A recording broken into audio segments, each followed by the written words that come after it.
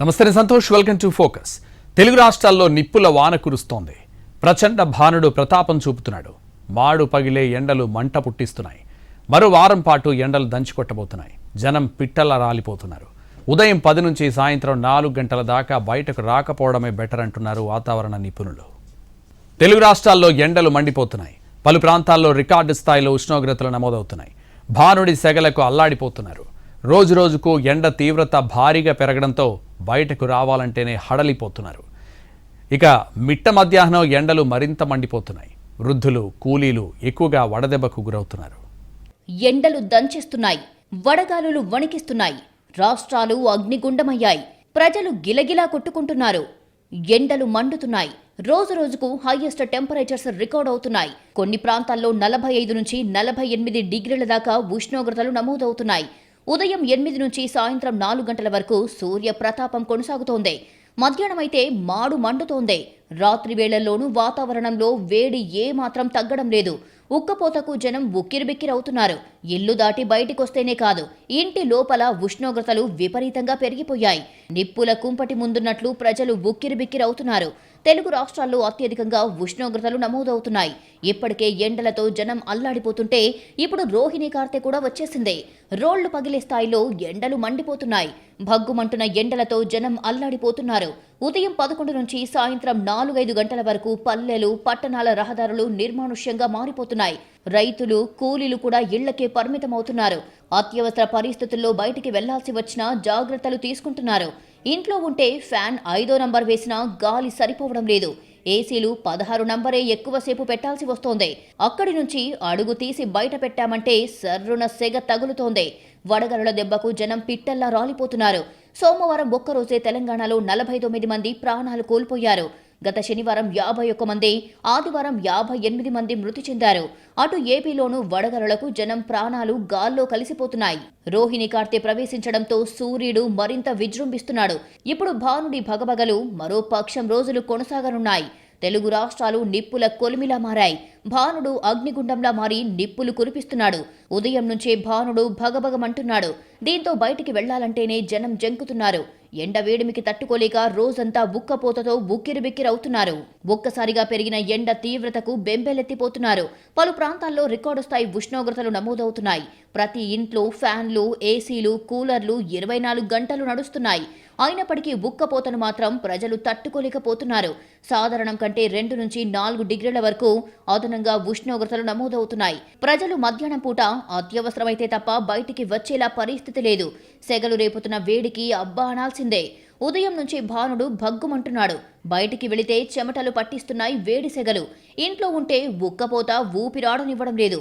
మధ్యాహ్నం తర్వాత పరిస్థితి మరింత దారుణంగా ఉంటుంది. బయటికి వెళితే క్షేమంగా తిరిగి వస్తామా అన్నట్లు ఉంది సిచ్యువేషన్.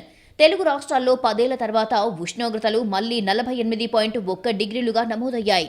పిడుగురాళ్లలో గత బుధవారం 47.6 డిగ్రీల గరిష్ట ఉష్ణోగ్రత నమోదైతే గురువారం ఏకంగా 48.1 డిగ్రీలను తాకింది. దీనికి పలు కారణాలు ఉన్నాయి. ఎల్ నినో బలమైన ప్రభావం చూపిస్తోంది. ఈ నెలాఖరిలో రావాల్సిన రోహిణి కార్తె ఎండలు దాదాపు 10 రోజుల ముందుగానే ప్రతాపాన్ని చూపించాయి. ప్రస్తుతం పెరుగుతున్న ఉష్ణోగ్రతలతో అల్లాడిపోతున్న ప్రజలు మరింత ఎక్కువగా ఉక్కపోతకు గురికానున్నారు.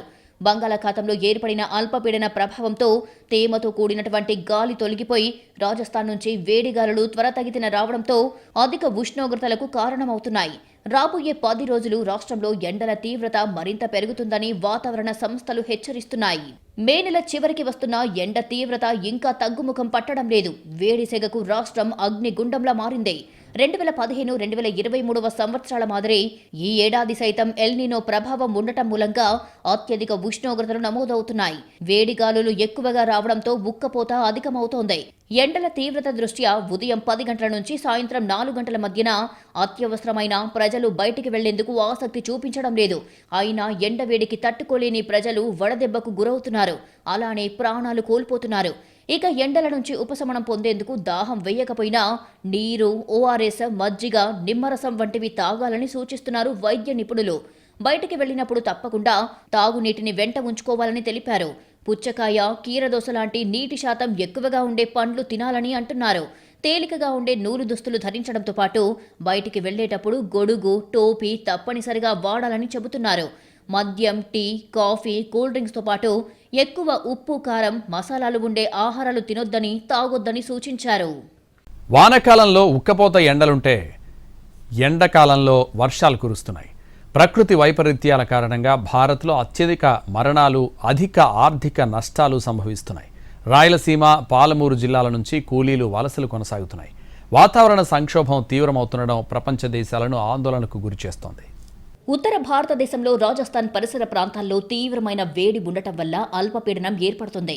అలాగే దక్షిణ భారతదేశం దాటి భూమధ్య రేఖకు అవతల ఉన్న ప్రాంతానికి శీతాకాలం ఏర్పడుతుంది. మస్కరన్ ఐలాండ్స్ అనే ప్రాంతంలో భూమధ్య రేఖకు దిగువగా బలమైన అధిక పీడన వాతావరణ పరిస్థితులు ఉంటాయి. అధిక పీడనం నుంచి ఉత్తర భారత్లోని అల్పపీడన ప్రాంతం వైపు గాలుల ప్రవాహం ఉంటుంది. పసిఫిక్, హిందూ మహాసముద్రం, బంగాళాఖాతం మీదుగా వేడిగాలులు ప్రయాణం చేసి రావడం వల్ల చాలా తేమను తీసుకువచ్చి ఒక 4 నెలల పాటు భారత భూభాగంలో వర్షాలు పడుతుంటాయి. అయితే రుతుపవనాలపై ప్రభావం చూపించే 2 వాతావరణ పరిస్థితులు ఉంటాయి. అవే ఎల్ నినో, లా నినో. పసిఫిక్ మహాసముద్రం తర్వాత ఆ పవనాలు హిందూ సముద్రం మీదుగా వస్తాయి. ఇండియన్ ఓషియన్ డైపోల్ అనే పరిస్థితి ఉంటుంది. తూర్పు వైపు వేడిగా ఉండి పశ్చిమ వైపు చల్లగా ఉన్నప్పుడు నెగటివ్ ఐఓడి అంటారు. దీనివల్ల మాన్సూన్ మీద ప్రతికూల ప్రభావం చూపుతుంది. పశ్చిమాన వేడి జలాలు ఉండి తూర్పులో చల్లని జలాలు ఉన్నట్లయితే దానిని పాజిటివ్ ఐఓడిగా పిలుస్తుంటారు. దీనివల్ల ఎల్నినో ప్రభావం తటస్థం చేసి రుతుపవనాలు సాధారణంగా ఉంటాయి. ప్రస్తుతం ఎల్నినో, ఐఓడి తటస్థంగా ఉన్నాయి. ఈ నెల చివరి నాటికి ఇది ఎల్నినోగా మారవచ్చని ఐఎండీ అంచనా వేసింది. జూలై చివరి నాటికి అది సూపర్ ఎల్నినోగా రూపాంతరం చెందే అవకాశం ఉందని national oceanic and atmospheric administration శాస్త్రవేత్తలు చెప్తున్నారు. ఎల్నినో పరిస్థితులకు తోడు ఉత్తర భారతదేశం వైపు నుంచి వీస్తున్న వాయువ్య గాలుల ప్రభావంతో రాష్ట్రంలో ఎండలు మండిపోతున్నాయి. కొద్ది రోజులుగా రాష్ట్రంలోకి వాయువ్య దిశ నుంచి తీవ్రమైన పొడి వేడి గాలులు వస్తున్నాయి. మధ్యప్రదేశ్, మహారాష్ట్ర, తెలంగాణ మీదుగా ప్రయాణించే ఈ గాలులు రాష్ట్రంలోకి ప్రవేశించే సమయానికి తీవ్రమైన వడగాలులుగా మారుతున్నాయి. రాజస్థాన్ ఎడారి ప్రాంతాలు, పాకిస్తాన్ సరిహద్దులు విపరీతంగా వేడెక్కడం వల్ల పుట్టే ఈ గాలుల్ని లూ గాలులు అని పిలుస్తారు. ఇవి సముద్రం నుంచి కాకుండా పూర్తిగా భూమి మీదకి ప్రయాణిస్తూ దారిలో ఉన్న తేమను పూర్తిగా లాగేసుకుంటాయి. మన వద్దకు వచ్చేటప్పుడు తూర్పు కనుమలను దాటే సమయంలో ఈ గాలులు కిందికి దిగడంతో వాతావరణం మరింత వేడెక్కుతోంది. సైన్స్ పరిభాషలో దీన్ని కంప్రెషనల్ హీటింగ్ అని పిలుస్తారు. వాతావరణంలో గాలి, నేల కన్నా సముద్ర ఉష్ణోగ్రతలు పెరిగితే ఎక్కువ ప్రమాదం. గాలి, నేల ఇప్పటికే వేడెక్కాయి. సముద్రం వేడెక్కడానికి కొన్ని వందల సంవత్సరాలు పడుతుంది. ఉష్ణాన్ని నిరంతరం గ్రహించడం వల్ల సముద్ర ఉష్ణోగ్రతలు పెరుగుతున్నాయి. దీంతో కాలాల్లో మార్పులు సంభవిస్తున్నాయి. 0.2 డిగ్రీల నుంచి 0.8 డిగ్రీలకు సముద్రాలు వేడెక్కాయి. 1990 నుంచి ఈ మార్పులు తీవ్రంగా జరుగుతున్నాయి. 2014 నుంచి మరింత ఎక్కువగా చోటు చేసుకుంటున్నాయి. ప్రస్తుతం పసిఫిక్, అట్లాంటిక్ మహాసముద్రాల్లో కన్నా హిందూ మహాసముద్రం ఉష్ణోగ్రతలు త్వరగా పెరుగుతున్నాయి. 1901 నుంచి 2023 వరకు కురిసిన వర్షపాతం లెక్కల ప్రకారం ఏడాదికి మన దేశ సగటు వర్షపాతం 87 సెంటీమీటర్లు. ప్రస్తుత పరిస్థితుల ఆధారంగా చూస్తే అంతకన్నా తక్కువగానే వర్షాలు ఉంటాయని అంచనా. పగటిపూట పశ్చిమ దిశ నుంచి వచ్చే ఈ తీవ్రమైన వేడి గాలుల వల్ల సముద్రం నుంచి వచ్చే సాధారణ చల్లటి గాలులు భూమి మీదికి రావడం లేదు. దీంతో తీర ప్రాంతాల్లో గాలిలో తేమ 80% పైగా తగ్గిపోతోంది. ఫలితంగా విపరీతమైన ఉక్కపోత పరిస్థితులు నెలకొంటున్నాయి. సాధారణంగా వేసవి సీజన్లో బంగాళాఖాతంలో అల్పపీడనం, ద్రోణి ఉపరితల ఆవర్తనాలు ఏర్పడతాయి. వాటి వల్ల వేసవి ప్రభావం కొద్దిగా తగ్గుతుంది. కానీ ఈసారి అలాంటిదేమీ లేకపోవడం, ఒక అల్పపీడనం ఏర్పడినా అది బంగ్లాదేశ్ వైపు వెళ్తూ సముద్రంలోని చల్లని గాలుల్ని తీసుకుపోయింది. దీంతో మన ప్రాంతం మరింత వేడెక్కే పరిస్థితులు ఏర్పడ్డాయి. మరికొన్ని రోజులు వేడి సెగలే ఉండనున్నాయి. ప్రస్తుత ఎండల తీవ్రతకు ప్రధాన కారణం ఎల్ నినో అని ఇప్పటికే వాతావరణ శాఖ స్పష్టం చేసింది. పసిఫిక్ మహాసముద్ర ఉపరితల నీరు అసాధారణంగా వేడెక్కడాన్ని ఎల్ నినోగా పిలుస్తారు. ఈ ఉష్ణోగ్రత సాధారణం కంటే 2 డిగ్రీలు అంతకంటే ఎక్కువ పెరిగినప్పుడు దాన్ని వాతావరణ శాస్త్రవేత్తలు సూపర్ ఎల్ నినోగా పరిగణిస్తారు. ఇంకా సూపర్ ఎల్ నినో దశకు సముద్ర ఉష్ణోగ్రతలు చేరుకోకపోయినా అందుకు దారితీసే పరిస్థితులు ఏర్పడినట్లుగా చెబుతున్నారు. ఎల్ నినో కారణంగా మన వాతావరణ చక్రం తలకిందులయ్యింది. ఈ ప్రభావం నైరుతి రుతుపవనాలపైన ఉంటుందని వాతావరణ శాస్త్రవేత్తలు చెబుతున్నారు. అవి బలహీనంగా మారతాయని అంచనా వేస్తున్నారు. ప్రస్తుతం మే 3వ వారం వరకు ఉన్న అంచనాల ప్రకారం సూపర్ ఎల్ నినో కారణంగా పంజాబ్, హర్యానా, రాజస్థాన్, మధ్యప్రదేశ్, కర్ణాటక, మహారాష్ట్రలో తీవ్ర కరువు తలెత్తే ప్రమాదముంది. ఢిల్లీ, తెలంగాణ, ఈశాన్య రాష్ట్రాల్లోనూ వానలు అంతంత మాత్రంగానే పడొచ్చని, సూపర్ ఎల్ నినో ప్రభావం ఈ రాష్ట్రాలపైన ఉండవచ్చని అంచనా వేస్తున్నారు. తమిళనాడు, ఏపీ వంటి తీర ప్రాంత రాష్ట్రాల్లో సూపర్ ఎల్నినో కారణంగా అధిక వర్షపాతం కురిసే అవకాశం ఉన్నట్లు నిపుణులు చెబుతున్నారు. సూపర్ ఎల్నినో కారణంగా తెలంగాణలోనూ పరిస్థితులు దిగజారే ప్రమాదం ఉందని వాతావరణ నిపుణులు అంచనా వేస్తున్నారు. నైరుతి వర్షపాతం 92% మేర ఉండవచ్చని ఐఎండీ అంచనా వేసినప్పటికీ తెలంగాణలో అంతకన్నా 5% తక్కువ నమోదయ్యే అవకాశం ఉన్నట్లు శాస్త్రవేత్తలు అంచనా వేస్తున్నారు. ఎల్నినోతో తెలుగు రాష్ట్రాల్లోనూ పరిస్థితులు దారుణంగా ఉంటాయని వాతావరణ శాస్త్రవేత్తలు హెచ్చరిస్తున్నారు. ఇప్పటికే ఇచ్చిన అవుట్లుక్లో జులై నాటికి ఎల్నినో బలపడుతుందని అంటున్నారు. 92% వర్షపాతం నమోదవుతుందని అంచనా వేసినా అంతకన్నా 5% తక్కువగానే నమోదయ్యే అవకాశాలు ఉన్నాయని ఆందోళన వ్యక్తం చేస్తున్నారు. మహారాష్ట్ర, కర్ణాటకకు ఈ ఏడాది వర్షాభావ పరిస్థితులు తీవ్రంగా ఉంటాయని ఇప్పటికే ఐఎండీ అంచనా వేసింది. అదే జరిగితే పశ్చిమ కనుమలు, మహారాష్ట్ర, కర్ణాటకలో వర్షాలు సరిగ్గా పడకపోతే కృష్ణా, గోదావరి నదులకు వరదలు ఉండవు. ఈ ఎఫెక్ట్ ఏపీ, తెలంగాణ ప్రాజెక్టులపై పడుతుంది. వ్యవసాయంపై తీవ్ర ప్రభావం పడే ప్రమాదం ఉంటుంది.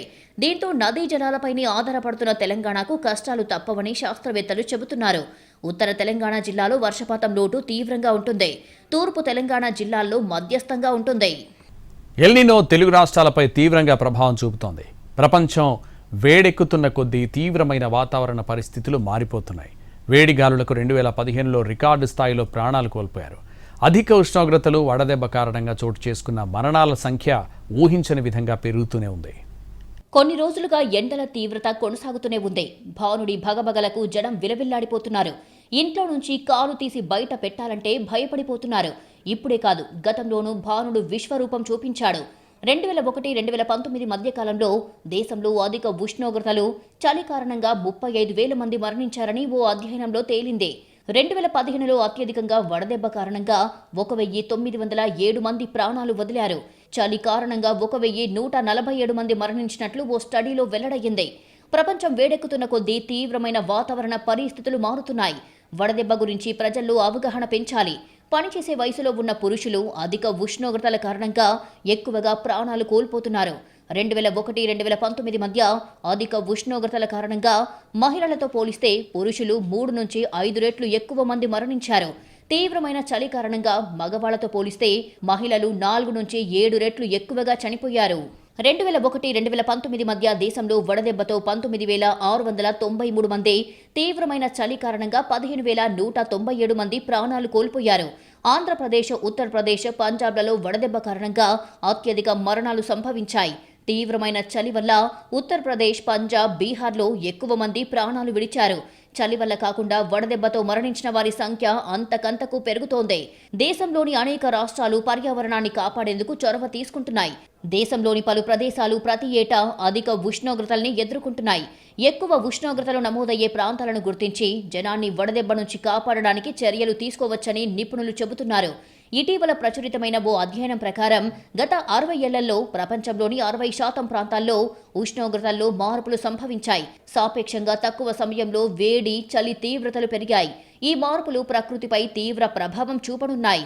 అధిక చలి, ఉష్ణోగ్రతల ప్రభావం మానవులు, జంతువులు, వ్యవసాయంపై పడుతుంది. దేశంలో గత 2 దశాబ్దాల్లో ఉష్ణోగ్రతల తీవ్రత పెరిగింది. 1986 నుంచి 2015 వరకు సగటు ఉష్ణోగ్రతల్లో దశాబ్దానికి 0.15 డిగ్రీల సెల్సియస్ పెరుగుదల ఉంది. తరచూ అత్యధిక ఉష్ణోగ్రతలు నమోదవడం, వడగాల్పులు వీయడం, వాటి తీవ్రత ఎక్కువ రోజులు ఉండటం సాధారణమయ్యింది. ఈ ఉధృతి భవిష్యత్తులోనూ పెరిగే అవకాశం ఉంది.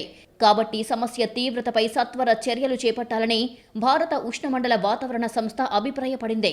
స్థానిక వాతావరణ మార్పులను అటుంచితే ఎండోపాక్ ప్రాంతంలో వేడిగాలుల తీవ్రత పెరగడానికి మూల కారణం గ్లోబల్ వార్మింగ్, మితిమీరిన విడుదలయ్యే కర్బన ఉద్గారాలే కారణమని నిపుణులు చెబుతున్నారు. చరిత్రలో 2022 మార్చిలో అత్యధిక ఉష్ణోగ్రతలు రికార్డయ్యాయి. 1901 నుంచి 2022 మధ్య దాదాపు 122 సంవత్సరాల్లో ఇవే అత్యధికం. ప్రస్తుతం రికార్డులు కూడా బద్దలవుతున్నాయి. దేశంలో ప్రత్యేకించి వాయువ్య ప్రాంతంలో ఎక్కువ ఉష్ణోగ్రతలు నమోదవుతున్నాయి. 1986 నుంచి 2015 వరకు సగటు ఉష్ణోగ్రతల్లో దశాబ్దానికి 0.15 డిగ్రీల సెల్సియస్ పెరుగుదల ఉంది. 2000 సంవత్సరం నుంచి భూతాప ప్రభావం నిత్యం కనిపిస్తూనే ఉంది. అధిక ఉష్ణోగ్రతలు, వడదెబ్బ కారణంగా చోటు చేసుకున్న మరణాల శాతం గత 4 దశాబ్దాల్లో 62.2% పెరిగింది. వేడిగాలుల ప్రభావంతో పని సామర్థ్యం కోల్పోయి ఉత్పత్తి తగ్గడం, అనారోగ్య సమస్యలు పెరుగుతున్నాయి. అధిక ఉష్ణోగ్రతల కారణంగా ఈ శతాబ్ది చివరికల్లా దేశంలో 30 నుంచి 40% వరకు పని సామర్థ్యం తగ్గుతుందని అంచనా.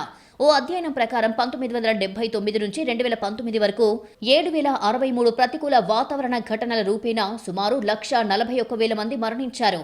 ఇందులో 706 సంఘటనలు వేడిగాలుల తీవ్రతకు సంబంధించినవి. మొత్తం మరణాల్లో 17,362 ఉష్ణోగ్రతల తీవ్రత వడగాల్పుల వల్ల చోటు చేసుకున్నాయి. మిగిలినవి వరదలు, తుఫాన్లు తదితరాలతో ప్రాణాలు కోల్పోయారు. ఏప్రిల్, మే నెలల్లో భారత్లో వేడి ఎక్కువగా ఉంటుంది.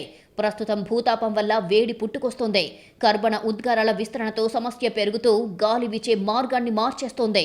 భారత్లోని వాయువ్య ప్రాంతం, పాకిస్తాన్ సరిహద్దు ప్రాంతంలో మార్చి, ఏప్రిల్లో వాతావరణంలో అనేక మార్పులు చోటు చేసుకుంటాయి. ఈ సంవత్సరం ఉత్తరాదిన మధ్య భారత్లోనూ వర్షపాతం పెరిగింది. వేడిగాలులు తీవ్ర రూపం దాల్చడానికి ఇదే కారణం. భూతాపం, పెరుగుతున్న ఉష్ణోగ్రతల వల్ల వ్యవసాయ దిగుబడులతో పాటు అనేక రంగాలపై దుష్ప్రభావం ఉంటుందని పరిశోధనా సంస్థలు హెచ్చరిస్తూనే ఉన్నాయి. పలు అధ్యయనాల ప్రకారం 1982, 83, 1997, 98, 2015, 16 మధ్య కాలంలో ఈ స్థాయిలో వాతావరణ మార్పులు సంభవించాయి. మళ్లీ ఇన్నాళ్లకు సూపర్ ఎల్నినోతో అంతకు మించి మార్పులు చూడబోతున్నామన్నది ఓ అంచనా. 100 ఏళ్లలో ఎప్పుడూ చూడని అత్యంత శక్తిమంతమైన సూపర్ ఎల్నినోగాను అభివర్ణిస్తున్నారు. ఎల్నినో ప్రభావం భారత్ పైన అధికంగానే ఉండనుంది.